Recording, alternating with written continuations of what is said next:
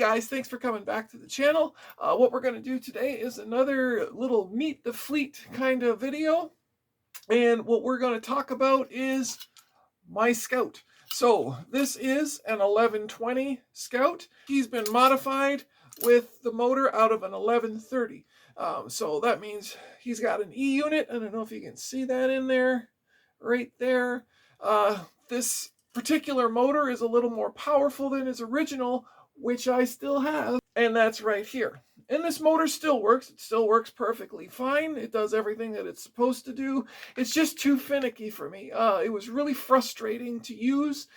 So I'd get like a couple hours runtime out of it, but then I'd have to take it all apart, and it was too finicky for me. So out it went. But I'm not going to throw it out because it might come in handy one day. So anyways, then I put the 1130 motor into this 1120. I also had a weighted front clip here from another Scout model. I don't know what model that was. Probably an 1130 as well. If you guys know which one of this type had the weighted front, you can put it down in the comments for the other guys to know. But anyways, did all of that.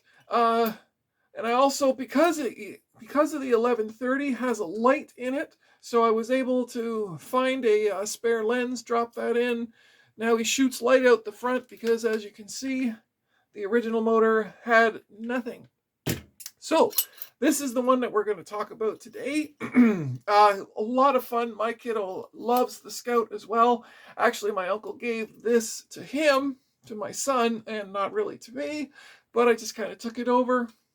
And then once I put the more beefed up motor in him, I really had a lot of fun with him too. The motor came out of a spare parts box, and I'm going to do a separate video on spare parts because, you know, finding those and grabbing them up when you can, it's a really, really good idea because you can have a lot of fun doing things like this, you know, swapping motors out, putting bigger motors in. But of course, when it comes to repairing, you've got a whole inventory of parts you can go to and not have to rely on purchasing them on eBay or trying to track them down at local hobby shops. I know for me in Canada, forget it. You can't find parts for these things. You have to buy whole locomotives just to get parts for sure. You fellas in the States, I'm a little bit more envious of you guys because there's just a lot more opportunity to get bits and pieces from your hobby shops down south. So having said that, I'm going to be hooking him up to this tender. This is a 221W tender that I picked up at a local train show recently. Needed some heavy duty cleaning, but got him all back together and he whistles just fine.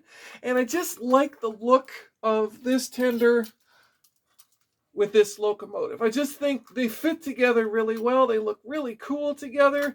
I know this is for the Streamline one. I don't really care about the matching tenders. Some of you guys do, and that's fine. You know, like, I know there's a lot of people that are out there that got to keep the original equipment together, and that's great. I don't really care about that. I just care about what I think looks good together, and I think these two look amazing together. I think we're going to set this guy up out on the big track, hook him up to some cars, and let's just have a little bit of fun with our 1120/30 Lionel Scout. Okay, so we got the track set up here. You can see it's pretty large, and usually I have 2 loops going around to run 2 trains at the same time. But this case, I just made one really big one just to get some good runtime in for our little Scout. So we're just going to hook him up to those cars back there and just get him running around. Just have some fun playing with trains. All right, let's get him started.